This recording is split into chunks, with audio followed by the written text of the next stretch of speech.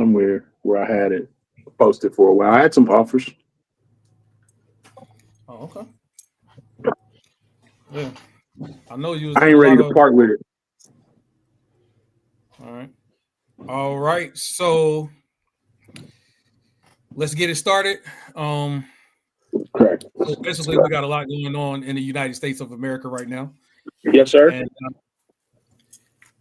the way I see it, there's basically for the most part two sides, and each side has their own perspective, and the way they view things is based on life and experience and everything from their perspective. So this is called perspective shapes perception. Beautiful. Correct. Now, here's the question. The hottest topic Man. that there is right now is Charlie Kirk. Yep. That's the hottest thing right now. You can't escape Where it. No matter what you do, no matter where you look, you can't escape it. If you go on social media, turn on the TV, whatever. So, what's you guys' take on the whole thing? we want to go first? Don't matter. Don't matter. Well, I can start. I mean, so here's what I talked to Ralph earlier on the phone, and we were discussing it, and I feel like the responses that we're seeing to it right now are a barometer for where the entire country is. We're completely divided. There's a bunch of people who share the delusion that this guy wasn't doing anything wrong. His acts were harmless. He was neutral. He was trying to be an open-minded person and um, have honest debates with people when he was really just being um, uh, a sleight of hand con man slickster type dude. You know what I mean? Mm, Like he's never he wasn't like we were introduced to his serves. I mean his I don't even want to call it ministry. We were introduced to Charlie Kirk when he was in his early 20s. When we were part of a group that we just mhm. kind of discussed politics and education and current events and stuff like that. So we really and rap, Christian rap music, all that kind of stuff. We discussed all of that stuff. And Charlie Kirk was brought up a lot. Candace Owens was brought up a lot, and some of Yeah. those names, Ben Shapiro, brought up a lot. And they all shared a very common bond, a very common message, a very common type of message that I liken to the stuff that Rush Limbaugh used to say and the way that he used to talk and how he would get someone to come on his show and someone sensible would bring an argument or something that they would say. And they would say, Rush, I really think you're being hard on the other side. Barack Obama is a good guy. He's really a good person. He was born in the United States. Why are you bothering him about his birth certificates? That kind of stuff. And he was like, well, here's what you got wrong. Here it is. Now you're right about that, but let me tell you where you're wrong. Snurdly, pull it up. He would do stuff like that, and I'll be like, man, you're manipulating people's good intentions by saying that they're wrong about something that they're really right about. And then you pull a statistic out your butt crack that's not really a real statistic, but a talking point that other people use. And then that's how you get people off guard because they maybe aren't as well studied as they should be, but you get them in a moment and they'll say something and they'll try to talk about things that they're not well versed in. And that's how you get people trapped, and you collect the sound bites and you collect the reels, and then you begin to present that and you show it to a lot of people, and a lot of people say, oh yeah, you'll see these headlines like, oh, so and so owns this person on their site, check it out. And then they'll have all these edited clips of people saying this stuff, and it really wasn't saying nothing. So a sensible person, a person that reads, a person that studies, a person that knows their stuff is at home boiling because we like, man, I would have ate that dude alive. But here we go. So. Hey, you are right about that because even when I watch, especially like Ben Shapiro, I'm like, okay, so he has, and sometimes I feel like Ben Shapiro goes and just studies about the subject right before he goes and does the debate, right? So it's like, okay, yeah, he sounds like he can articulate very well. Yeah. He sounds smart, knowledgeable, Yeah. but that's it. Like Yeah. it's almost like a on the job, hands-on type of person versus a book smart person. Yeah. Like what Yeah. can he do in certain situations when you change it and switch it on him? And as far Right. as like I think I would say that Candace Owens is a little bit better, but she's just more the same thing. And Charlie Kirk is really the one that he kind of bends the truth or stretches the statistics or Yeah. omit Yeah. things or leaves things out. Yeah. And Yeah. it's almost like he's taking advantage of or preying on young people, a younger generation. Like he'll go to these college campuses. And Yeah. if you notice, whenever he debates, he's on his own turf. Basically, he Correct. has home advantage. You got a Yeah. whole Yeah. hundreds of people that are cheering You everything keep you talking. say. I'm trying to block this light. Go ahead. All right, they're going to boo everything the other person says, and then they're usually not as knowledgeable as if you ran into somebody that was a little bit more experienced or whatever. It's almost like the same thing with the police. They bet on you not knowing your rights. He bets on you not having the knowledge of whatever the subject is. So Exactly. and he also has the advantage of it being his platform. So when it comes down to it, and when you start making your point and the point is good, he can shift it, ignore you, overtalk you, change the subject in the conversation. So yeah, man, that's the way it is. I got you. What you think, Josh? Hey, man. look. I'm gonna bring my take on the whole Charlie Kirk thing. And for anybody watching this that don't know, my background is somewhat of a preparedness background, whatever you want to label that as. But I didn't know Charlie Kirk at all. I had seen one clip of one of his debates for like 15 seconds, like 3 years ago, and I didn't even realize that that's who it was. Yeah.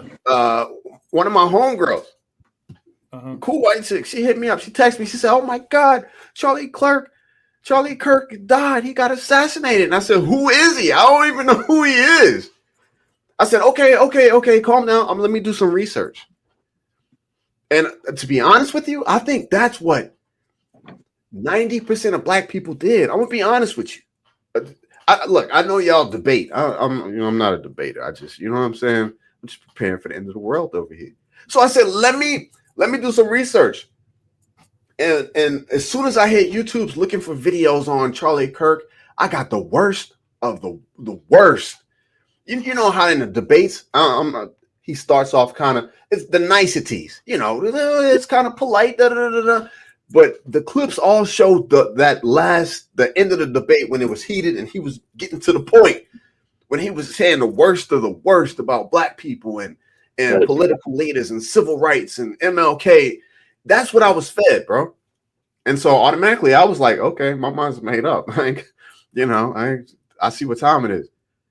But then I come from a different perspective. I have to look at things. I have to look at the manipulation in things and see how they're trying to manipulate me and see what they're trying to achieve. Mm-hmm. And so that's where I'm at today, bro. To be honest with you, the Charlie Kirk thing, it's almost a non-issue because for me, I know what they're trying to do. There's division that's being created that's trying to ignite civil war. That's where I'm at, bro. Well, my question is, how deep does it go, though? Deeper than we can imagine. That's what I'm saying. We know we could think, try to think and come up with what's going on, and it's surface level, though, in my opinion. But because we'll never know how deep it actually goes and what the agendas are and how many agendas there are, or any of that. So I'm over here, thinking every day, like, what's the angle? What's the end game? What's going on?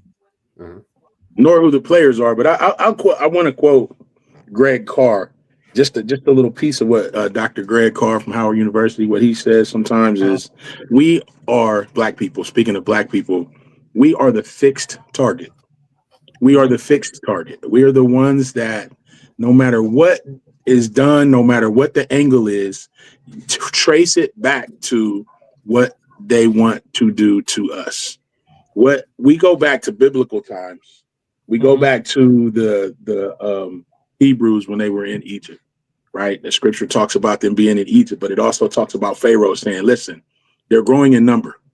They're going to be mighty. Eventually, they're going to take us over and kill us all.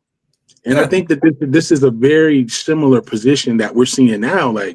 Like this is my opinion. I don't, how do I know anything for the factual information? But I truly feel as though this is where I believe people smarter than me, can see more. So when Greg Carr says this, we are fixed targets, I believe him. I have seen a lot, and I can see history beginning to repeat itself by them looking at they're growing in number. They're starting to prosper. We tried to destroy Black Wall Street. We did that for a time, but they're growing stronger. Even they keep coming back.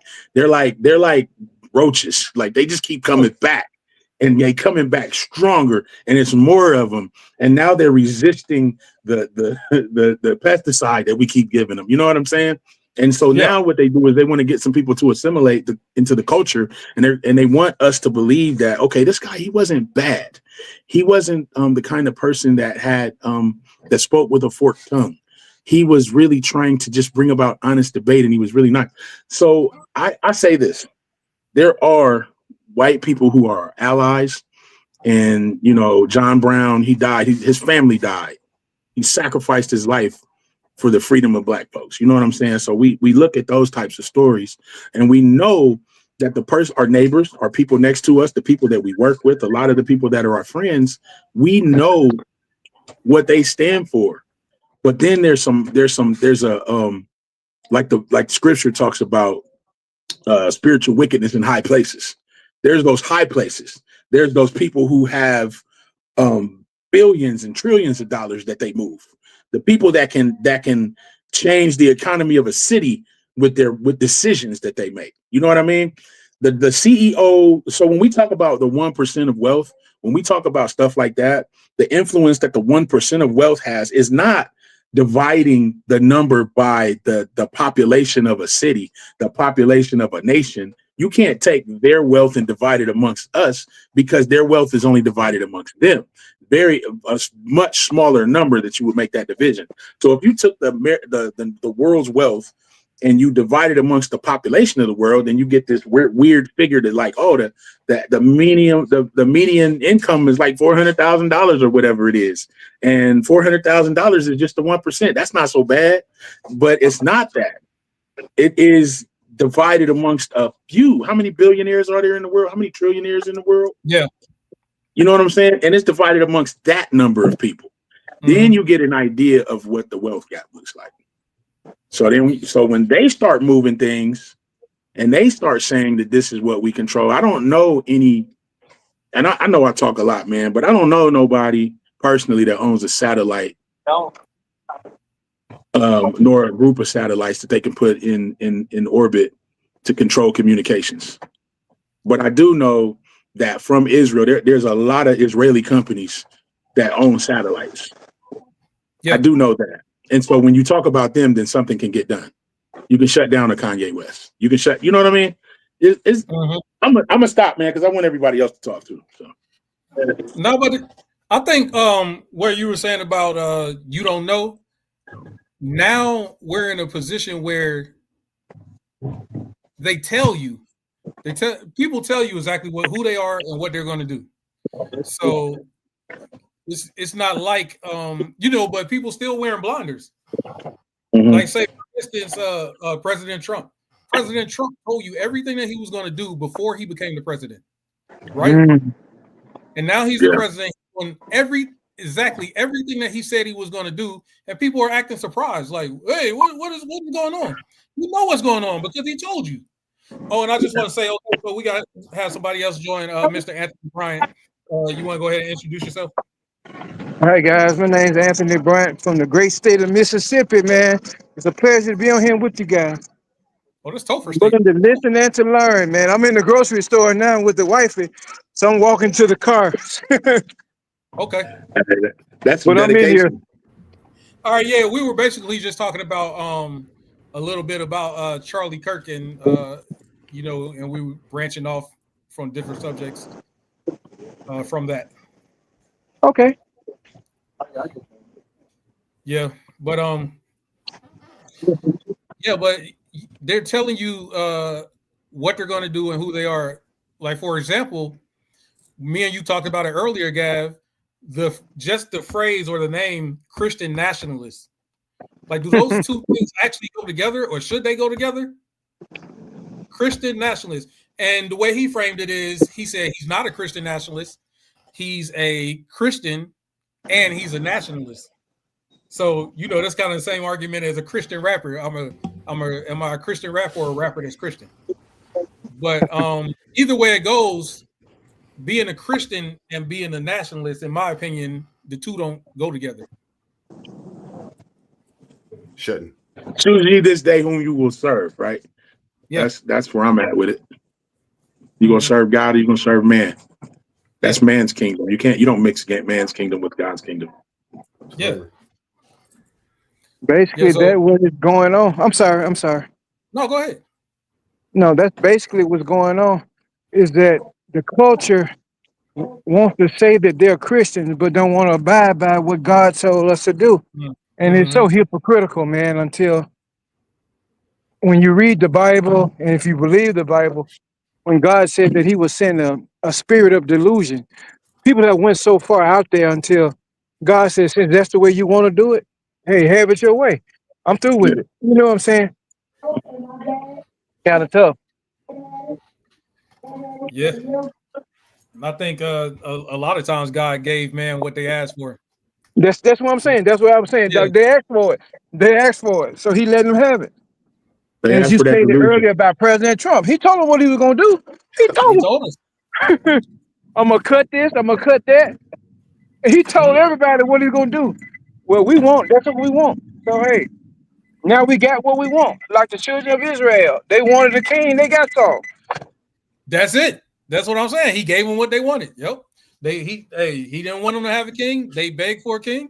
And they gave him Saul. And we know how that turned out. I got a question. Yeah, so go ahead.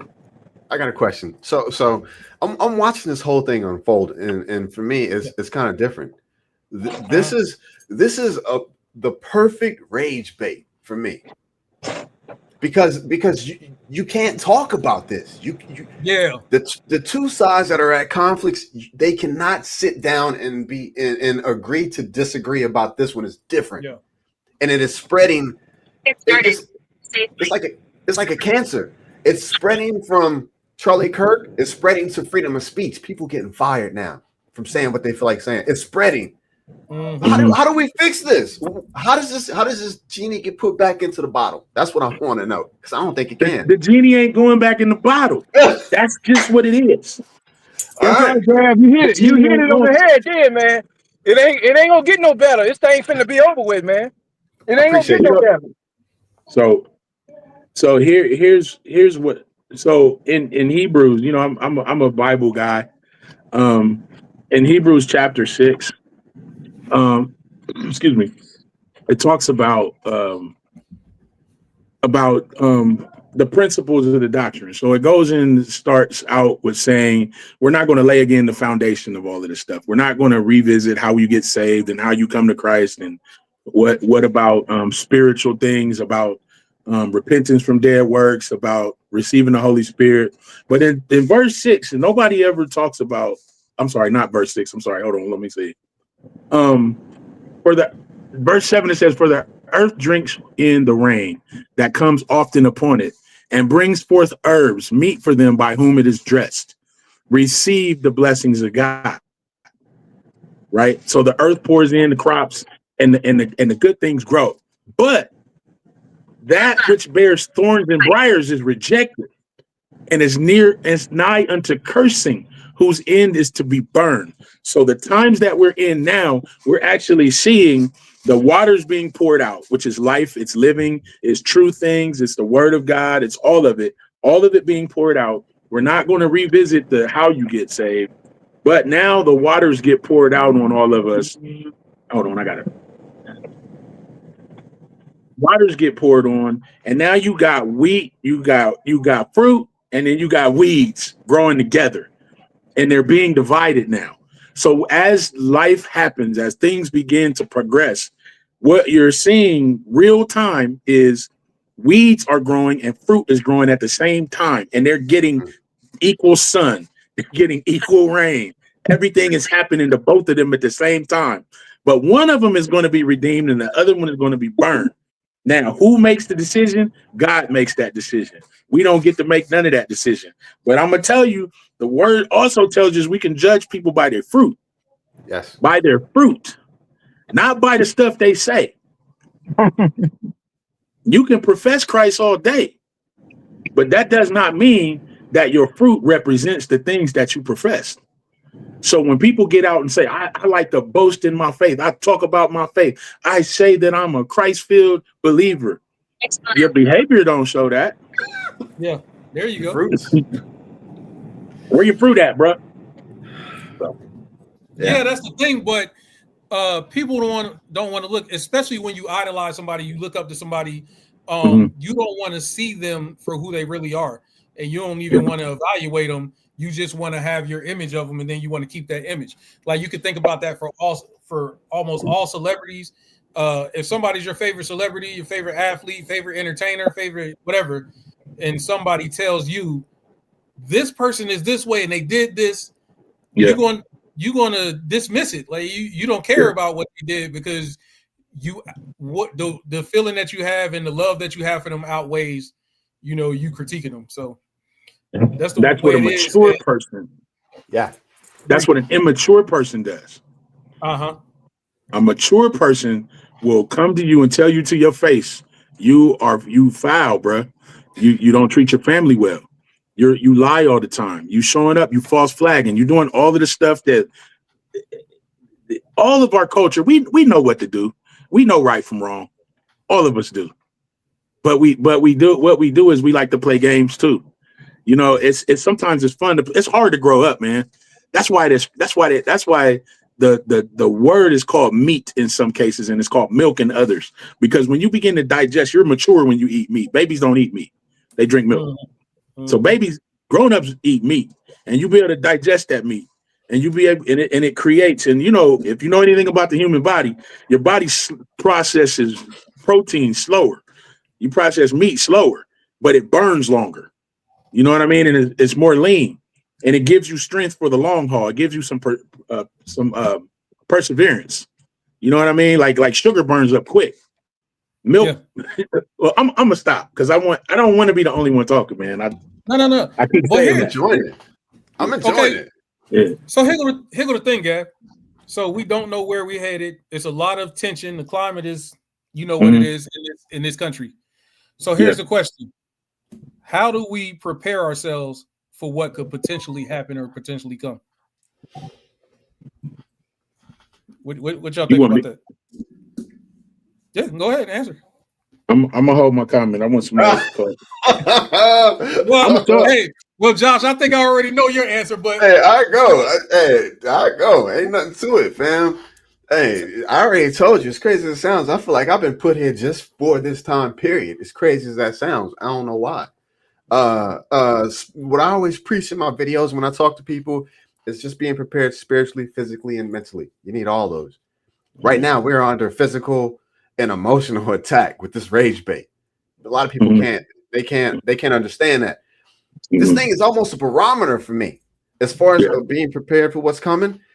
What is the wheat from the shaft? Like you said, the weeds and the what did you say? The weeds and the fruit growing at the same time. The thorns and the briars and the weeds and the good fruit, wheat and tares. Yeah. And tares. Yeah. Yes. Bro, it's a barometer, and it's showing me exactly what's what. It's showing me who is where they are at, regardless of what they tell me. And so I'm preparing for the collapse of this system. Yeah. It has to come.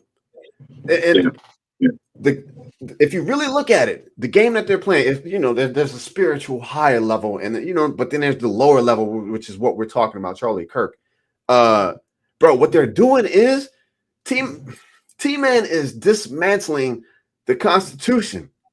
The Constitution still says that we were slaves, but we've been playing that game. That's how we've been kind of coming up a little bit. Freedom of speech, civil rights. We've been playing by the rules that they set up for us. And because of that, because we've been, bro, we got to excel in everything we do. We got to be better than the best just to get the position. Because we've been playing their game so well that we're excelling right now, they're willing to tear it down. Yeah. They're willing to tear it down so we don't have nothing to stand on. Yeah, they'll drive the whole car off a cliff. Bro, freedom of speech is done. All right, so here. Okay, go ahead, Ralph. You want me to answer, or you gonna answer? Oh no, go ahead and answer. Go ahead and answer. Okay, I just want to. I'll say this, and I want to keep it kind of short because I want to continue. But preparing is something I had posted on my Facebook a while back, like just for pastorally with my church. Is I feel like we should lean into community, and leaning into community, meaning getting with people who are like-minded, who really want the truth. Like, we got to be truth tellers, first of all. If you're gonna link up with a liar, man, then you're gonna be, the whole thing is corrupt, because a little leaven leavens the whole lump, like the scriptures say. So you gotta link yourself up with people who are telling the truth and who love the truth, who love the truth. The meaning that we're not all perfect. We don't always get it right. But I'm saying, but we do love the truth, and Jesus Christ is the way, the truth, and the life. We love him. So preparing yourself has to be strengthening yourself spiritually. So I'm personally, what I'll do is I'm talking fasting and prayer. Not saying I always fast and pray like I would want to, but I think we should be doing that. I think we should be educating one another. I think we should still be bringing in the harvest. There's other people that need to be saved. And I don't think we stop with our message. I don't think we stop telling the truth. I don't think that we can afford to be intimidated by someone who says, if you speak out against us, we will lock you up. Like, we can't be afraid to continue. Like, Paul, when they told him don't speak in this man's name no more, he went out and did it that day and got himself locked up. Peter did the same thing, got himself locked up, got beat up, whatever. You know what? I counted the privilege that I got my butt beat for the sake of Christ, and I'm coming back. I'm going to do it again, because guess what? This life that we live in this flesh doesn't mean anything if we're not connected to Christ. So I'm on mission with doing that. I'm on mission with continuing to be with community. I'm not interested in the war that they say is coming. If it comes, it comes. We can do what we got to do. So we can have one hand on the sword and one hand on the trowel if we're building something. I don't got no problem with that. That's biblical. But at the same time, I feel like right now, we don't got to do much of nothing. We can in community. When they looking for us to come out in the streets and protest and do all of that, we did that. When they killed Trayvon Martin, when Zimmerman killed Trayvon Martin, we was fired up. When they killed Freddie Gray, I painted that painting. That's a reminder every day for me that them jokers killed that man. They put him in the back of that van and left him back there uncuffed and unseat belted, whatever, and broke his neck or broke his back or whatever they did to him, but they killed him. You know what I mean? Sandra Bland. You know what I'm saying? All these that have died, it's just too many to name, man. I mean, even in my own city, there's a couple of kids that there's a Henry Green. There's one guy that the cop shot this kid in his back. He was coming back home from the dentist, and they shot him in his back. And I can't remember his name right now, man. We done said this boy's name so many times, man. His mom called him Tank. That was her nickname for him, and that's all I can remember right now. But I'm gonna remember his name here in a minute. But anyway, man, he was coming home. He had a Subway sandwich and his keys, and he had his ear pods in. And that cop shot that boy in his back. And you know what I'm saying? So there's multiple, all of these stories, man. And I have to sometimes let it go, because it drives me crazy that we keep living through this stuff.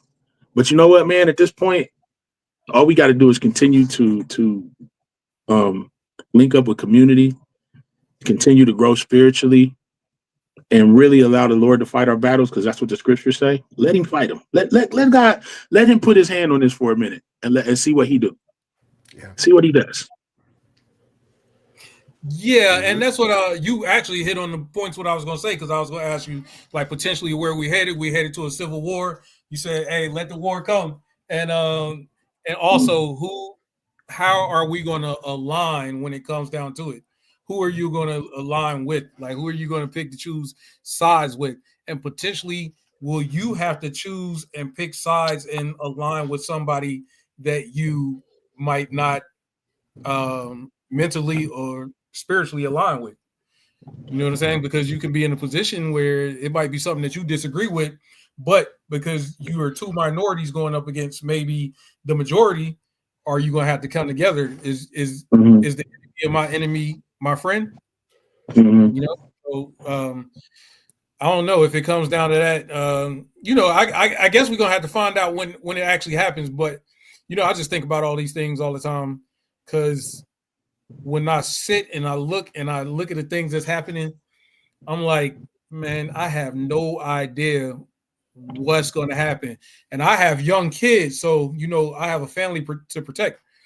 Like it'll be different, and it's different if it was just me, or if it was just me and my wife. That's a completely totally different thing than me having like really young kids and not knowing, you know, where we're going to be at in the near future, and if we're going to be in danger or not. So yeah, so I want to say this young man's name. It was Casey Goodson Jr.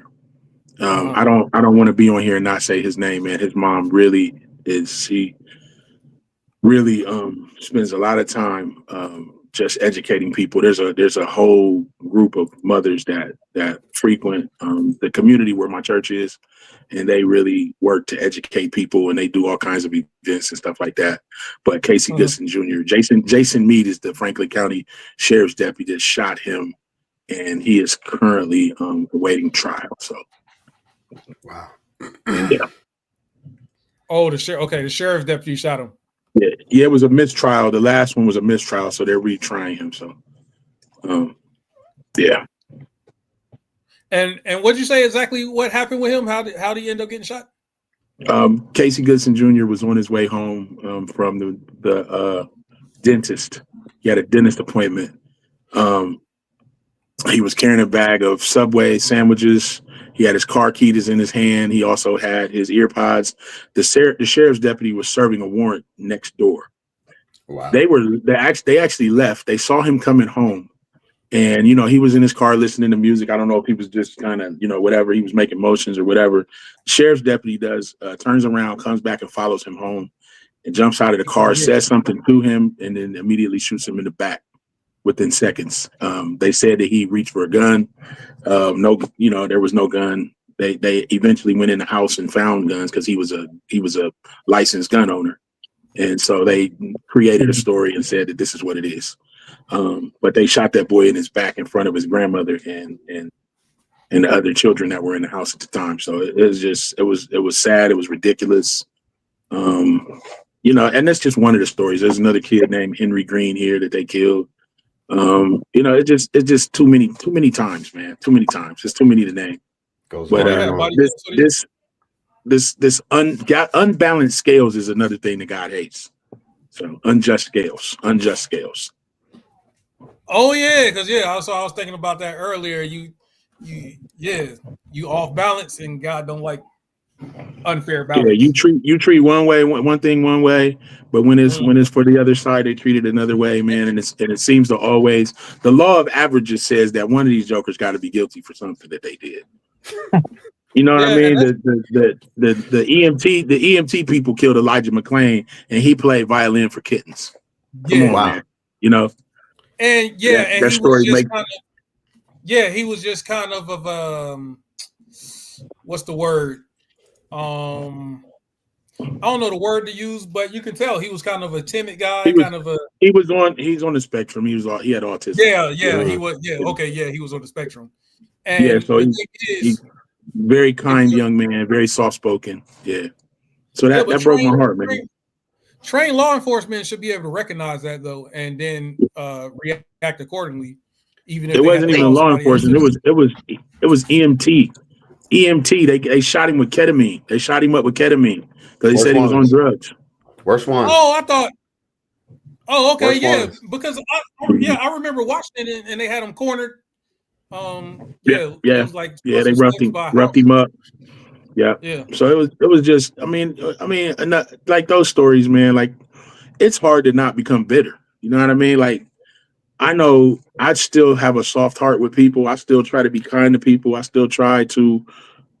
But when there's a person that is just obstinate and they refuse to hear any of it, and like the law of averages would have you on my side at least once, but mostly they pick a side and they stay there, and that's what makes me sad. It's like the very people that say that they want to be open minded and have dialogue don't really want to have dialogue. They stand firmly where they are. Hey, Yeah. Go ahead. next question. I want some. Nah, look, I believe that everything in this life happens for a reason, and the reason that I'm on this panel with the three of you guys is for a reason. So I need to get some information from y'all, man. Go ahead. All right. Okay. So look. I understand that this entire system is absolutely morally corrupt, bankrupt. The system, the financial Morally system, bankrupt. True. everything. You see it everywhere you go. And this system has it has eaten itself alive. Yes. You know, the rich want to get richer to the point to where the poor can't even have a sustainable life, no matter how hard they work. This system is done. They have ran it into the ground. So as a person of a preparedness mindset, we believe that the grand old reset is upon us globally. And there's a lot of talk about a one world system. What comes afterwards? One world system, one world governance, all that stuff. I want to kind of get y'all take on that because you guys may have a totally different idea of that, and I want to know where you guys at with that. The Great Reset is coming, and it entails support. Okay, talk to me. Yeah, it's a new world order. So, we know that it's going to be a one world government. And, my eschatology might not be up to par, but I'm sure one of my brother's eschatology is up to par. They can explain it to you. That's what I want, bro. Information, knowledge. That's what I want. That's what I need. Yeah, but it's all written. And we can see it coming. Especially with, so me and Gav, we invested in crypto. Okay. So we know that fiat was all, cash money. Yeah, I know what fiat is. Yeah, so fiat is in danger, right? Absolutely. So I got to think to myself, if I read Revelations and then I come to the conclusion it's going to be a one world government, more than likely if money was digital, if everything was digital, everything electronic, everything digital, then that could easily put the government or the world government in a position where they can, they can stop you. They can stop you from doing whatever they want you, whatever they want to stop you from doing. They can do it just like that. The only thing they had to do is push a button. So I think about that all the time, and I think that's where we headed. And I've been trying to tell people for years, like I think that cash money is going to be obsolete, and Absolutely. you can see. Okay, so remember back in the mid '90s, before the Olympics came to Atlanta, that's when debit cards first came out. Yeah. Because if you remember when they were preparing for the Olympics, they started getting card machines, and everybody was like, "What is this?" Because cards wasn't a thing back then. You just had cash. Mm-hmm. So right there is where you could start to see the transition from money to digital and everything technology, and the way that technology advanced in such a quick time is like crazy to me. I can't even understand it, how it happened so quick. Because our generation, we're the last generation that is going to remember life before all of this technology. Yeah, you know what I'm saying? Because we had a rotary phone, we had flyers on the TV. Long cords. We had the 30-foot long telephone cord. so we can go in the kitchen while we talking on the phone. You know what I'm saying? Like you can ask it if you ask a kid now, why do they say hang up the phone? I don't know. I always wondered that when you just push a button. So hang it up, man. Yeah. So I think that we so I think that's what it is. Yeah, it's going to be a one world government. Do we invest? Do we invest to take part in whatever the system with the crypto? This is a big thing in the preparedness community. Crypto, well, you're not going to be able to get it. If the system's down, you're not going to be able to get it. Yeah. Then what do you do? Oh, speaking of that, okay, so I got a couple things. One, I know that Candace Owens was talking about that there's going to be a cyber pandemic. So basically, she's saying that they're going to shut down the grid, and it's going to be the exact same thing as COVID, but this time it's going to be cyber. And to build up the fear, they're going to say to stop the cyber attack, we're going to have to shut down the grid. Yeah. So now, what would that look like? Because the light is blocking the camera, and especially us as Americans, what would it look like for us, right? And then the other thing is AI. So I'm feeling like what you said. Do you get into the crypto? Do you get into all this stuff? Because as technology advances, do you just let yourself get left behind and put yourself in a position where you can't maneuver and move and be in society like everybody else? Or do you make that sacrifice and go try to live off the land and off the grid? Or do you get involved with this stuff? I'm not going to lie. I don't trust AI. And I got, I'm not afraid, but there's some kind of apprehension that I have when it comes to artificial intelligence. And then when I think about what the potential is, if artificial intelligence, after so many years, it gains this much knowledge and it's learning from human beings. So if it's learning from human beings, think about who we are. Think about our mentalities, our way of life, our way of thinking, violence. Basically we are a virus on the earth. Passing on digital DNA. Yeah. So if you create something that's going to learn from that, what do you think the outcome is going to be? You know what I'm saying? Man, did you see a few years ago where they shut down the computers because they were learning, the computers were talking to each other.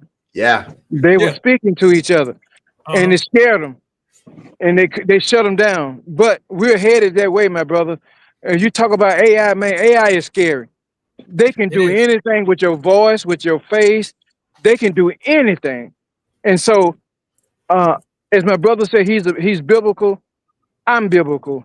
I just believe that word is coming forth. My young brother said he wants to know. We're headed to a time wherein the Antichrist, all of this stuff it's just the Bible just being fulfilled, man. I mean, it is coming to life right in our lifetime. I never thought I would see it in my lifetime, but it is, man.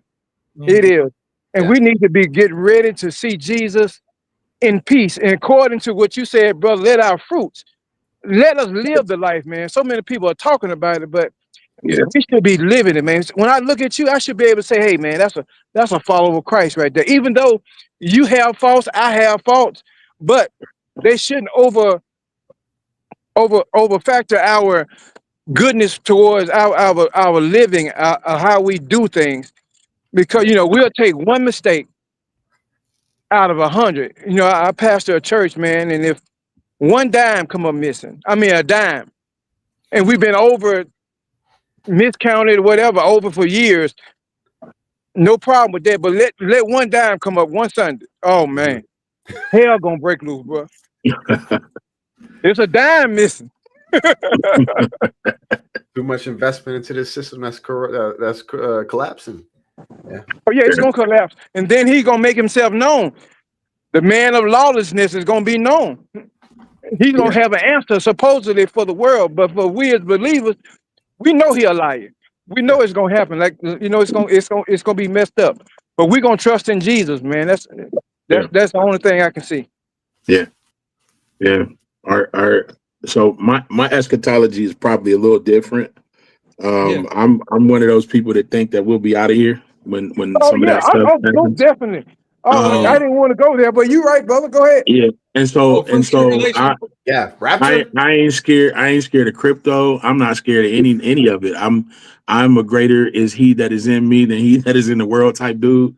And I stand on that, man. I'm like, I know, in 2008, we had a hurricane that hit Texas, and it was so large that it was the size of Texas. I live in Ohio, and it came up here and wiped out our power grid. And I mean, we were millions of people without power for about a week. So you can imagine the toilet paper situation and the water situation, what that looked like. I had just got married. So I'm telling my wife, I'm like, the wind is kind of strong today. We had just got back from Florida on our honeymoon. And I'm like, sweetie, the wind is a little crazy today. I'm about to go get something to eat because we haven't been in the grocery store yet. And I went to Bob. I ordered food from Bob Evans. We ain't got the food. When I came back home, man, the telephone poles was sideways. I mean, I'm just like, what is going on? So we ended up losing power for about a week, man. And I realized, I said, we rely too much on this power grid and public water, public utilities. And if they ever cut that off, man, we would be in a world of hurt. You only can survive so long without water. So if anybody wanted to control any of us, they could shut the water off, shut the power off, and they could just do whatever they wanted to. We don't got enough ammunition to fight our way out of that. So I started thinking, I was like, the only way that we're going to be okay is if the Lord keep us. So I just had to put my trust in him because I couldn't see a way out of that. You know what I mean? So when you start thinking about the wickedness of man and what he's able to do, I also think about how powerful God is and what he's able to do. And I ain't afraid of what man can do to me. And that's how I see it. I just live that way. I think that way. Hey man, that's awesome, bro. You said the words is in my heart, man. You did it. You did it, man. All right, but we got another brother. He's a prepper. So stop it, bro. Stop it. Listen. Stop it. But I'm not mad at that. I'm not mad at you storing up water. I got friends that they do MREs. We were talking about doing walkie-talkies. We are preparing for things. Yes. And I don't think there's anything wrong with that. Yes. I don't think there's a problem with being a prepper. What I don't want to do is be so afraid that I'm scared to continue. Yeah, you know what I'm saying? That's where I'm at. Look. To be honest with you, and I've said this 1,000 times. To be honest with you, give me 2 or 3 days, and I probably won't even want to be here no more. As bad as it's gonna be, you know what I'm saying? But it's just Mm-hmm. Yeah. Hey, let me ask y'all this because I've been searching for this scripture. I know I read it. I've been searching for this scripture forever. It says, because I used to be like, I always thought why would I prepare if I'm preparing myself to survive on Earth? I should be preparing myself to leave Earth, right? Mm-hmm. But the scripture that I'm looking for is that it will do you it'll do you no good for you to store up water and food because the water is going to be bitter, or the food is going to be unedible, or I know I read it. I know I did. Yeah. But I can't find it. It's a catch-22 for me. Yeah. What's that? It's a catch-22 for me. I'm not gonna lie to you because I know where I'm going when this is done. I understand that this entire existence it's a twinkling of the eye compared to eternity. You know what I'm saying? So that's how I'm able to ride this out and almost do it like a video game. I wind up having to explain the answers to, not that I have them, but the answers to people who really just can't wrap their head around it. Josh, why are so many babies dying in Africa? Why are there so many bad things? Why is all this crazy stuff happening on this planet? And it's because, at least for me, tell me if I'm wrong, I don't know, but at least for me, God does not care as much about our lives as we do. We care about being here. With him, to him, it's nothing. We'll go back, we carry on. But yeah, man, no, as far as being prepared, yeah, water purification, water catchment, solar panels, solar generators. Gav, am I wrong for asking Ralph to get a pistol? No, I don't think so. Hey, I told shoot him in the foot, bro. You ain't gotta knock him off. Yeah, Anyway, I'm just playing. yeah. I don't listen, I ain't man. nobody. I don't think that. Listen. I'm like Nehemiah. One hand on the child, one hand on the one hand on the sword. Right Yeah. there. When they asked Jesus if we should carry a sword, he's like, "How many you got? We got 2 swords. That's enough." All He right. didn't say don't ever pick up a sword. He didn't say none of that. In fact, the scriptures say there's a time for war, there's a time for peace, there's a time for laughter, time for, you know what I'm saying? There's a time for all of that. So whatever he say, when he say do it, then we got to do it. If he say pick up a sword, pick up a sword. Yeah. I ain't got no problem with none of it. God has done so many things over the years, over the centuries. Who are we to tell him what he can do and what he can't do? Gotcha. So if he says do a thing, and I do believe in grace, and I do believe in all of that, but I do know that Revelation does talk about a time when there will be a war where blood will be up to the horse's bridle, and I ain't gonna act like I understand all that figurative language, but I do know that it ain't gonna be good. You know what I mean? Armageddon is a thing. So I don't know what that looks like. And I think, Ralph, are you talking about where wormwood is going to poison the third of the world's water? Is that what you was talking about? That sounds like what he was saying. It would poison a third of the world's water, turning it bitter and causing many deaths. Revelation 8:10-11. I don't even know, Gab. I read that scripture some years ago, and that's the only other, unless you're in the Old Testament, Deuteronomy, and they're talking about the water's bitter, and it has something to do with one of the priests and a woman being pregnant or something. I'm talking about end times, but this would have to be a Revelation 8. Yeah, and it was so long ago. Maybe I don't know if I misinterpreted it or what, but I just remember. So Revelation 8 is probably, that's probably the closest thing to where, because it's the third angel sounding his trumpet and some stuff gonna happen. So yeah. And I want to say this too about preparedness and prepping. There is in all of the community, there is a limit. You know what I mean? That's why I say it's more like something you play with, even though you don't want to play with things that bad. But there is a limit to where no matter how much you do, how much you try physically, there is a limit where it ain't gonna work, and then it's all gonna be spiritual. You're gonna have to just, you know what I'm saying, put it all down. And one thing my wife says is that like we could build a bunker, right, and we could survive nuclear holocaust. But she was like, what good would that do if all my people ain't here with me? Exactly, bro. I'm with Josh. I'm like, how you gonna want to be here unless the Lord put you on a book of Enoch? A book of Eli movement, and you got to travel across the country and deliver a Bible somewhere that you memorize. Right.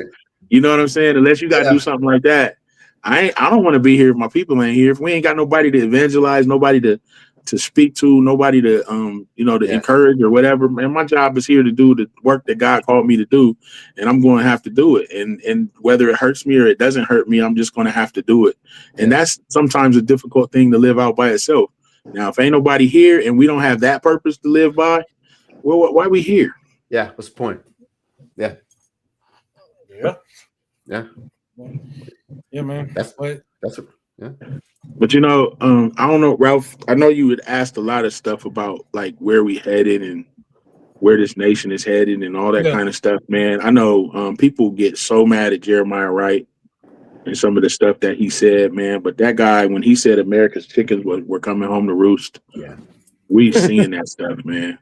And it's very sad that we can't just have dialogue with the truth as part of the dialogue. Like everybody wants to have a version that's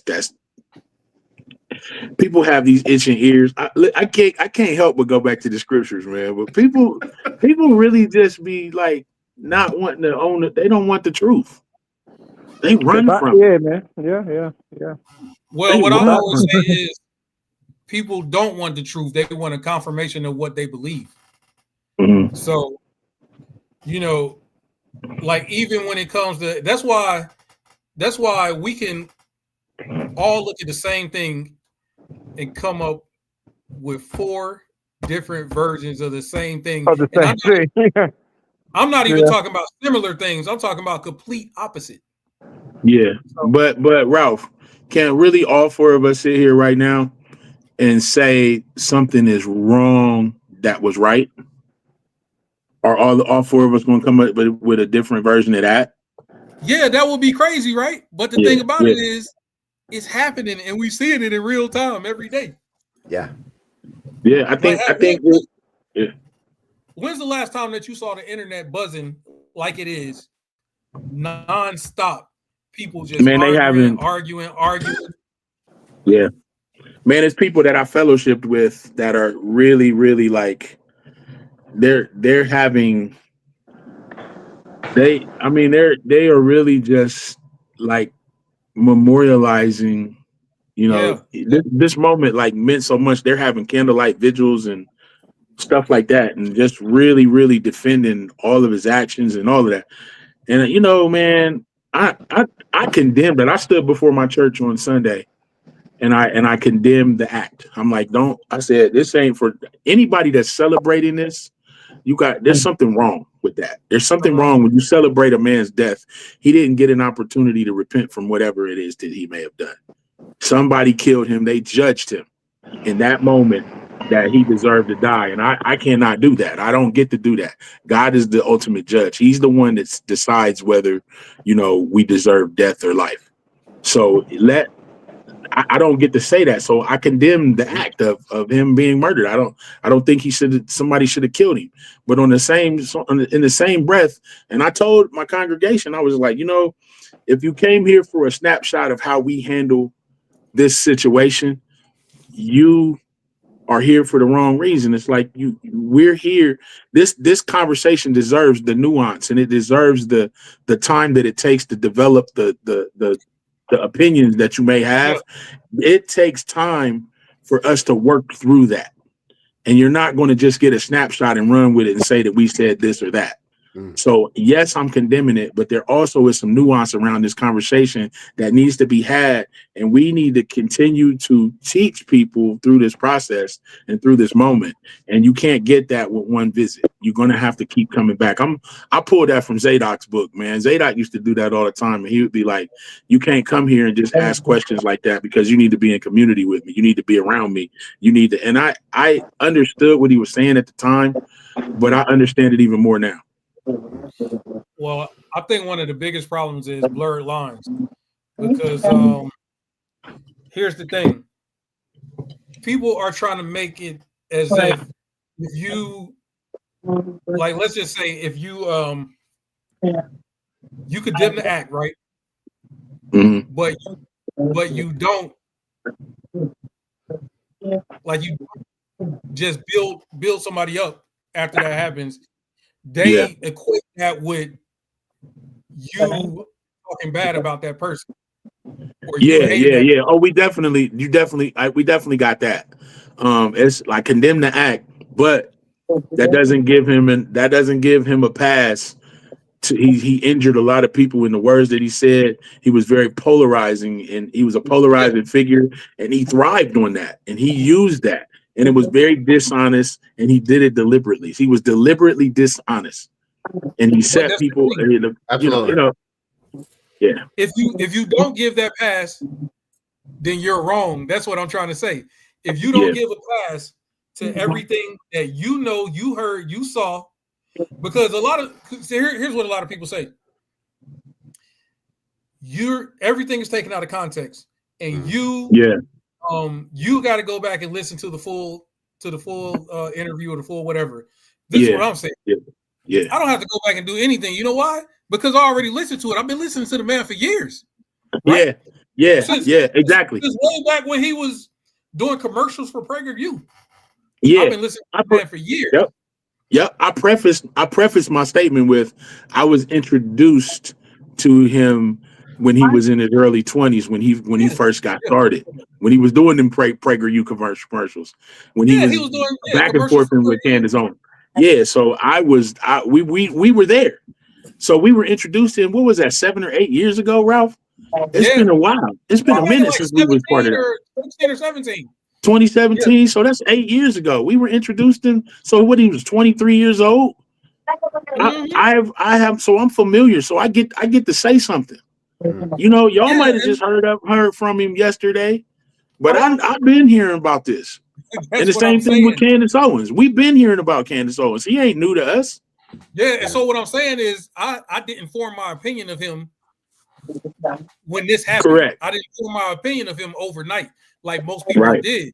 Like Right. so, and then like we talk about PragerU, so we talk about fruits, and that's how you recognize. I can't necessarily say that somebody is responsible for something, but when I go look at PragerU and I see what they're teaching their the youth, I'm like, hey man, this ain't it. Yeah, So, it's not. There's organizations, man, that are here that are there's an organization here. I will not name that organization, but they are in 34 states, and they do these after school programs, and they were they donated money to Prager. Yeah. You know what I'm saying? Donated money to Turning Point. That's what I mean to say. Donated money to Turning Point. yeah. So they're a donor, and they come into the inner city and getting our kids and taking them out and bringing them into this cultural Christian evangelical Christian white Christian nationalist version of Christ, and they're presenting it as that is the only way to be. Yeah, That's the only they. You know what I'm saying? They're making it like exclusively they have the rights to Jesus. Yeah, Like, and that's the thing, because I actually heard a lady say today, and I want to get y'all opinion on this and see what you say and what you think. She said that there's no way that you can be a Christian and not be conservative. So I'm trying to think in my head what that means, and I haven't really come up with an explanation yet. So yeah, what do y'all think about that? there's some truth to it. Yeah. There's some truth to it. I think we're conservative in a lot of ways. I don't think we want to cheat on our spouses. I think we want to be good husbands and fathers and stuff like that. I think we want to do those things. I think financially, I think we want to be fiscally responsible and things like that. But a conservative type of brother. Yeah. So I don't think a conservative is a bad thing if you use the correct definition of conservative, but what a conservative has become in America is a whole different meaning. You know what I mean? You can't use the term Mormon and not believe that a Mormon is a Mormon. But a conservative is a very nuanced word now. It has taken on its own identity when you talk about conservative Christian ideology, because it comes with some baggage and some explanations that may not fit into what can be conservative in another space. So I don't like to play with words. Yeah. If I'm also go ahead. I'm saying, well, I'm nonpartisan anyway, so I don't even believe in party systems. I think that's the dumbest thing that was ever created. It's just like a division. It's just like a division thing, and nothing is absolute. Like when the way that America thinks about party systems, they think in absolutes. You're either on this side, you're either on that side. Like I can hear a Republican talking and be like, okay, I agree with that. I agree with that. And then they say something else. I'm like, I don't agree with that. And the same thing on the other side, like I'm not gonna, if I'm gonna vote, I'm gonna vote for the person that says the things that I want to hear, that I like. I'm not gonna vote for somebody just because they're either party. So yeah. Josh? Hey, bro, for me, those two things shouldn't even exist together. It's just like majority of Charlie Kirk's debates. You can't mix in hate and all those low vibrational evil things with love and peace and God. You can't mix that together, bro. It don't work. Left. So at what point does Christianity, like your relationship with God, coexist with you being conservative or liberal or some man-made group? You know what I'm saying? Some man-made classification. So as soon as somebody mixes those two things up, I'm like, okay, I see what time it is. I got you. We good. Hey, Mr. Brian, you want to speak on that? Man, I'm enjoying listening, brother. Learning. The thing of it is, with some of the things that he spoke some truth, man. He spoke some truth, but on the underbelly of it, it separated people, man. It's Yeah. separated us, and we as a black race, we on here. We as a black race, man, we hate truth as a whole. We hate truth. We hate it. We hate it as a whole. And not everything that he stated was not the truth per se, but some things were, man. Even Charleston White, y'all he crazes all our doors, man. But the Joker speaks some truth, man. He speaks some truth, man. And when I Even if you sit don't there want and to hear listen, it. huh? Like, even if you don't want to hear it. Yeah, so how I look at it as you say, as you guys stated, where is there two parties? Where can I accept something good that the Democrats say and something good that the Republicans say? Something Yeah. good that the Democrats do and something good. I don't have to be all or nothing but for Christ. Yeah. That's what I believe. Yeah. Mhm. That's the only thing. That's what I believe. That's a good Yeah. statement. I'm always gonna come from another whole nother direction with it. But I'm gonna say this. As it relates to the two-party system, there is one party that we collectively are in and we can actually get something done, in regards to legislation. And the other party they don't care what we do. They want us to align with them or we just are gone. We don't matter to them. So they're an all or nothing party. So the reason that we are where we are is because there was, and I know people will debate this, but the Dixiecrats. So the rise and fall of the Dixiecrats, in 1948, they were the States' Rights Democratic Party. They were formed in 1948. They broke from that party after Harry Truman supported the civil. I'm reading some of this. After Harry Truman supported the civil rights plank in the party's platform and ordered the desegregation of the armed forces, right? So he ordered the army, the military to desegregate. So they were a little upset about that. They ran their own ticket with Strom Thurmond, who carried the Deep South states, right? So after that, they dissolved. Most of them went back to the Democratic Party. The Civil Rights Act of 1964, when Lyndon B. Johnson signed it, they got upset and moved over to the Republican Party because they wanted to keep the South strong. They wanted to still be racist, basically. Yeah. Uh-huh. And so this myth that the Democratic Party is the party of slavery is because they did see you can keep the same name, but the individual switched. Yeah. So that's why it looks like nothing happened. But the people decided we are going to do this. We are going to switch parties. We are going to be over here now. And so we are sitting around looking at the people that don't read this stuff. We don't know because all we do is somebody like Charlie Kirk would be like, that's the party of slavery. And an uneducated person will say, he right about that. He right, but he ain't right. But he's saying it in a setting where he is the heavy.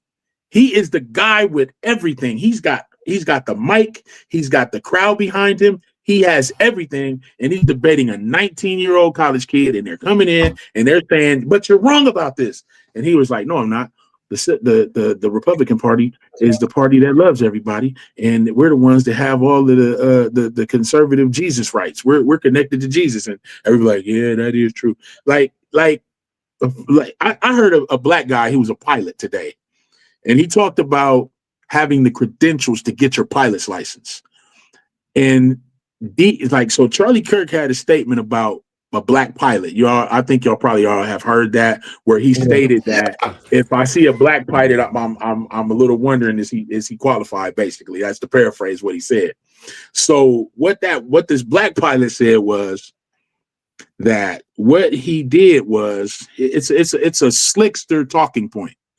What he did was he used DEI to make it seem like DEI relaxed the credentials for you to get your pilot's license. Don't you know that you got to know everything about a daggone plane, and you have to get your license regardless of what your skin color is. DEI comes into play when you are actually brought in to be interviewed to be a airline pilot. But you do not get your pilot's license until you can fly that daggone plane. Those credentials are not relaxed. So when it comes to stuff like that, they take stuff and twist it, and they'll use those talking points and they'll use those types of statements to make us feel like we don't know what we're talking about. And so we gotta be slow to speak on certain things. So when somebody that's slick talk real fast, we've all done it. If we don't know about a thing, we don't want to be the only one in the room that don't know a thing. So we'd be like, oh yeah. Nah, man, shut your mouth. Don't say nothing. Don't say nothing. Hold your card. There's a scripture for that. The man to keep his mouth shut is seen as wise. Yeah. Even if you ain't know nothing. Right. Shut your mouth. You know what I'm saying? You don't got to go debate him. And I don't got to go debate about conservatives. I just keep my mouth shut. They've showed their cards. Hey, but Gav, yeah, you remember how we talked earlier about, when people debated and you're sitting at home and you're like, man, I wish I was there because I would have, I would have ate him alive. Ate him alive. Yeah. Here's my thing about the whole. Here's my thing about the whole DEI thing. So he's saying that, that they're relaxing the quality, the requirements and all of that kind of stuff, test scores, SAT scores, whatever for DEI hires. But if you really think about it, right? First of all, it's just like you said. You either nobody's making it easy for you to become a pilot to have people's lives in your hands. Yeah. If you were good enough to become a pilot, you're good enough to become a pilot, right? So Charlie Kirk says that 6% of United is DEI hires. First of all, we know who the biggest beneficiary of DEI hires is. We do. So how do we even get to being worried about if a black person is qualified or not? So because how did you skip over the highest beneficiary of DEI? How did you skip over that? What about the legacy hires? Yeah, legacy. What about the legacy hires? What about I brought my cousin Frank in, and Frank didn't even go through the process. Frank is a drunk and he can't fly straight. That's legacy. Yeah. Okay. Nepotism would be nepotism. Yes. Yeah, it'll be bigger than DEI every day of the week. So if you got 6% of people that are minority hires, the good old boy system. I'm sorry. If you got 6% of people are minority hires, right? And out of those, how many are black? We don't know. But let's just say all of them are black. Six out of 100 black people. So you're telling me that you feel like the white people are getting cheated because they only get 94% of the jobs. Right. Ain't that crazy? So now, that's what I'm saying. So when you're used to being privileged, you feel like what they say. You feel like equality is oppression. So now we got 6%, 94. Okay. So here's the thing. This is what Charlie Kirk didn't understand. If everything, it was an equal playing field, everything was equal across the board, right? There was no such, there was no such thing as DEI. If everything was equal across the board and people got hired based on merit, based on skill, based on knowledge, based on ability, then there would be more than 6% black people that got hired. It could be 50%. Right. Yeah. Right. So right. I don't even understand that argument. Yeah. So well, that tells me, hold on. That tells me how people feel and view and look at black people. They look at them as less intelligent. They look at them as inferior, less than. They can't think. They can't do. So that's where we at, because he knows that if it was no such thing as DEI, everything was fair, which he claims that is no systemic racism doesn't exist, or systemic oppression, and there's no culture, there's no system in place for of oppression or discrimination. If you really believe that, then you would know. If you be real with yourself, then you would know that 6% will be nothing compared to how many people will actually get that job. Right. Yeah, but the end game is not that. Remember, we talked about the end game earlier. The end game is to defund us. The end game is to, you know, a lot of back in the day, black people got wealth off of working in auto industry and postal workers, stuff like that. And now the post office is not that great to work for anymore. It's not that great of a place to go be, you know, to be a part of. I think that just trying to shut stuff like that down, auto industry, it's not doing, but it's not doing anything like it used to be. But all of these black people retire with a little bit of wealth, man, and that's why they're trying to push people to the trades now. But I think eventually they're gonna, if enough of us get over in the trades, they figure out a way to shut that down too. They would just be like, oh, that don't pay that much, huh? Yeah. Hey, Gav, but even that, yeah. Okay, so now people are smart enough that college is a scam. And you can go get a trade, and you can make the same money or more from, and that could be 10 months, 2 years, whatever, right? So that man sitting right there. This man has been to more schools than anybody I ever met, right? So when we were in high school, you could actually, they had vocational school, and they had where you could actually go work and go learn a trade while you were in high school, right? Yeah. Took it away. You like, so basically you're trying to knock somebody's feet from underneath them. You're trying to cripple somebody to keep them from being able to succeed in life. Right. So, I mean, that's crazy. Like, why would you take that thing when you can come out of high school and already have a trade in your back pocket and start working in the industry straight out of high school? Right. That's beautiful. Yeah. That's how it was. Yeah. You remember we talk about Babe Ruth and Mickey Mantle, all the great white ball players. They were great because they were playing against other white players.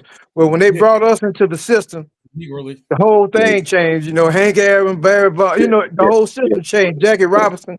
You know, they know that if we are given a even playing field, more than likely we're gonna top them. That's how it is. Yeah. And so they do all they can do to keep us down. They gonna do it, but we keep ourselves down to a point because, you know, the white man does something, quote unquote, the system does some things, but we have to be strong enough to overcome. We have to keep our eyes on the cross, man. Look into the hills which cometh all our help. We got to stop elevating the worst of us to positions of the paradigm that we should follow. They can't be that. We cannot follow people who just say and do ignorant things and continue to, like, the music industry was weaponized against us, and you know, unfortunately there's people that still fall in love with that. But you know, that's really a small percentage of us. But what they do is they what does it do? They repeat it in our hearing. They put it in the algorithms. They make it seem like it's more of us doing that. But the majority of us is decent people. The majority of us is out here trying to do right. But that is not what gets pushed out there. That's like people from Africa, people from other countries. When they see us, they be like, they're afraid of us. They don't want to fool with us because they think that all of us are crazy. Just like we thought that everybody in Africa was living in the daggone bushes and playing with lions. Yeah, we grew up like that. You know, Generation X, man. I call us this. So I got this little thing that I don't know what I'm gonna do with it, but I'm working on it. But it's called Solve for X, because here's what I believe. There's a generation for the boomers, and then there's the Gen Zs and the millennials. And Generation X is kind of like a hybrid, because we know how to live without a cell phone because we dealt with the rotary phone like you talked about earlier, but we know how to live with a cell phone. We straddle the generations.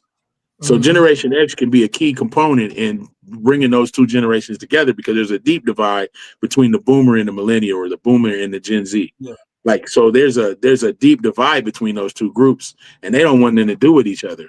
But Generation X, we still got a little bit of swag left, right? we still got a little bit of like they still think we cool a little bit.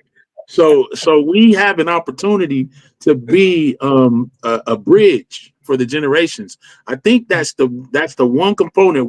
When they called us X is a variable. When you're doing math, X is the variable. So if we solve for X, if we try to get us together, then we can talk to the boomer and the millennial because we have that relationship with both our kids versus our parents. You know what I'm saying? We're the connector. So that's my thing. I don't know what to do with it yet, but that's my philosophy. Hey, Gab, I'm gonna steal that one. Solve for X, baby. Solve for X. I'm gonna steal that one.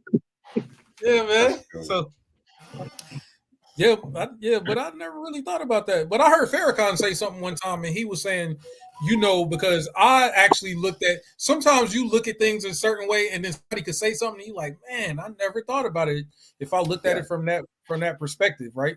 So so because I look at the younger generation, I'm like, man, what's wrong with these people? You know what I'm saying? Yeah. But Farrakhan once said, he said, this generation is going to be the one, and he said the reason why they're going to be the one is because they're fearless. Right. Yeah. So I always looked at it as a negative. Mm-hmm. They are fearless, right? Because any given place, any given time is but you know what they don't have? They don't have stability. They don't have wealth, and they don't have stability. And so they get wayward. You know what I'm saying? Mm-hmm. I love them. I love their energy. But they want they want relationship. They want to know us. But what they don't want is for us to just be like treating them like trash. You know what I mean? Like criticizing them all the time. Why y'all do this? Why y'all drinking this? Why every last one of y'all is vegans? You know what I'm saying? Like, whoa, why y'all wear y'all clothes like that? Why, and instead of just getting to know them, instead of getting to know them, instead of really engaging with them, we do criticize, we do critique. But guess what? If we get us together, we can get them two groups together, and we can be more unified than we've ever been. Well, at some point, I feel like I don't know how we. I mean, I do know how we got here, and I do know that it was intentional, but I just feel like, and you know what I hear a lot of people say, I'm not my ancestors, or we're not our ancestors. Yeah. I can't stand that. That's an ignorant statement. It's a very ignorant statement. But I feel like back when there was Black Panthers, right? Yeah. When you had people, Martin Luther, Malcolm X, Medgar Evers, Medgar Evers, Medgar Evers. But when you had all of these people, all of the civil rights leaders, Boone and John Lewis, and all of those guys, and those people were willing to stand on something, and you had the Black Panthers that were willing to stand their ground. They knew their rights. They had programs for to feed the kids and help the community, mm-hmm. But they were infiltrated, and everybody else was killed, right? Mm-hmm. So after that, it's almost like when you lose the matriarch or the patriarch of the family, the whole family falls apart. Yeah. So back during the civil rights era, that was our matriarch, right? Mm-hmm. So our family is scattered and just moving around by themselves, and not getting together. There's no big mama's house to go to. So right. You understand? Yeah. So now we're in a situation where we having trouble to regain that. When's the next big mama going to come along? When's the next great leader that has the ability to have the ear of the people and to galvanize people? See, that's the fear. And that's one thing about Charlie Kirk. He had the ability to galvanize the people willing to put down their life for that man. So, in my opinion, when he started talking about things that he shouldn't have been talking about, if he wanted to keep I'm losing you. Cutting out, bro. Yeah, we're losing you. Together, people won't stop until they got what they wanted and they got what he asked for. So you got to eliminate that person. Yeah. That also was Fred Hampton.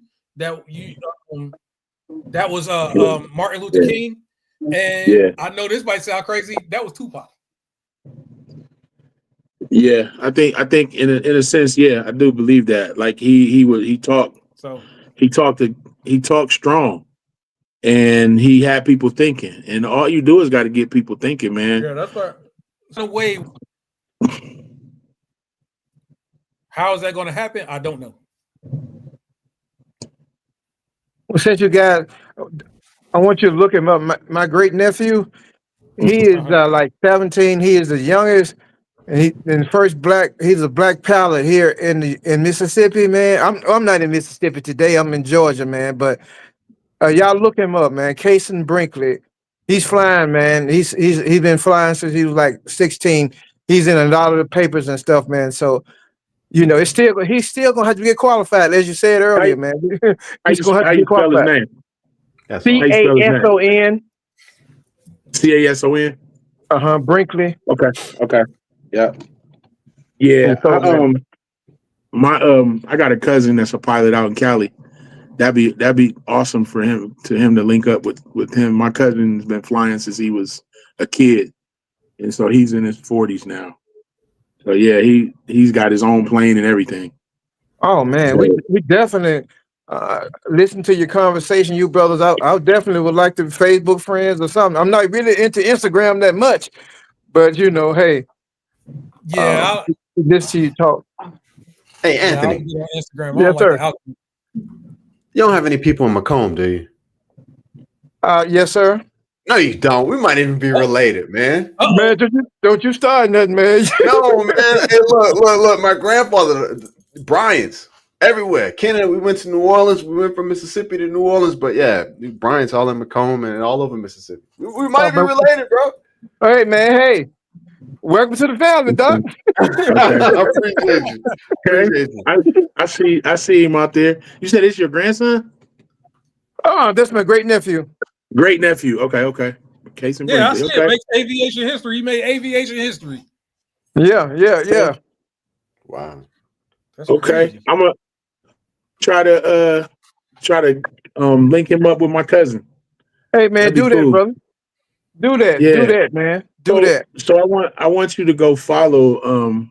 Ralph, you got his number and stuff. I can message him. Yeah. Okay. Yeah, I want you to just follow my cousin, Bay Area Pilot on Instagram. He's from Cali. Bay Area Pilot. Doing big things, man. Big things. Yeah. He's there. He works for air traffic control. He is I think he would love to see that. Derek Evans, young man, 16 years old, you said? Yes, sir. Yeah. So got a birthday coming up in a little bit, be 17. Yeah. It's his senior year. He has that stick-to-itiveness gene, bro. He was on the football team for 3 years, man. He just rode the bench, man. He rode the bench, but he didn't miss practice. He didn't miss anything. Didn't quit. But so this year he got a chance to start, man. So you know, hey, he's a good kid, man. He's a good kid. Good. Man, that would be awesome if we could get them linked up. Hey, most definitely, man. Can I throw out another question? Yeah. All right, so this might be a little bit off the subject, but I'm just looking for information and ideas, right? So the system is collapsing. They didn't use this thing up. It's totally corrupt. It's immoral. God has been removed. The system is collapsing globally. So, any of y'all keeping up with this? The NATO and Poland and Russia. Y'all keeping up with the internet? Is it not on the radar? I was for a while. I had to let it go for a minute, but I got you. I got one correction if you don't mind. Okay. No. God was never in it. Then you can go ahead. Yeah. No, I got you. They said he was? Is that what it is? They made it seem like he was. Well, listen, a deist is not a follower. He's not a believer. Okay. He is I believe there's something out there, but I don't know if it's really controlling things. I like his ideology, but Okay. I ain't really rocking with him like that. Wait, who we talking about? Who we talking about? The way that deists see God. So No, the you gotta founding explain fathers that of to me. So when Come you on, say that they took God out of it, Yeah. God ain't never been in it. They Okay. used a form of godliness to they use some principles I rock with that. to create a thing. And because guess what you do? When you get a people who are believers or who are religious, Yeah. you can control them by using their words. Okay. Okay. You can control black people by using their faith against them. Yeah, We absolutely. didn't come over here with no sense of faith. I got you. The word was in Africa when Yeah. They had nothing to do with the Bible. Ethiopian unit, all that. Yeah, Word was over there. Yeah. So, Yeah. They had but nothing to do with the Bible. we can't go there. We be here all night. All So, right. but yeah, I like the information. yeah, but Russia and so Poland. from my understanding, Poland aren't they really just This is trying to move Babylon. into that space? Yeah. Is this Babylon? Yeah, Babylon. I would call it that. I would call it. Well, I would call it Babylon a is sense going to be of a version of. Babylon. Okay. A version of. Gotcha. I would call it a version of. But ain't Babylon going to be the whole world system, though, right? Iraq, Babylon is Iraq is the current name for Babylon. Okay. No, I'm not Iraq- talking about. I'm not You know, talking Iraq- about the one where everybody's Iraq was Assyria. Yep, the Okay. Assyrian Yeah. Empire is where Iraq is. Yes. Yeah, but I'm talking not about the one where everybody Babylon. became drunk of all the one where everybody. The great whore. Yes, that I didn't want to. That This Yeah. Babylon's not going to be geographical. right. This Babylon, Yeah. you know what I'm saying? Yeah, Okay. I think we in a spiritual plane right now. I- Yeah, people looking for a church to be established somewhere, but Jesus kept saying that I got my church ain't built with hands, y'all. yeah. Y'all looking for physical, and I'm telling y'all something else. Gotcha. Okay. Mhm. Yeah, like it's So some it's things. It's not physical, man. That's what I'm saying. Like I was hearing somebody talking about Israel, and I was saying, "Hey, man, we are Israel." You Right. know what I'm saying? Yeah. Yep. Hey, listen, guys, man. I got to get rolling. I got to be in class in the morning. I hear you. So, and I got to go to work. I got to go to class, all of that. So I would love to do this again. But I'm gonna have to wrap this up, man. I got more stuff I got to do before I even go to bed. So I got Go ahead and lay it down, old man. It's been a pleasure, man. It's been a pleasure. I got 3 hours of paperwork to do. yeah. Oh yeah. Yeah. This a good spot. Okay. Because I gotta get up early too. Yeah, man. God bless y'all, man. God be with you, for sure. I appreciate y'all, man. Let the sure be with you guys. Yeah. Let the sure be with you. Hey, man, pleasure meeting you guys. Yeah. All right. All right, y'all. All right, family. Yeah. All right, hey, Anthony, I sent that. Oh, never mind.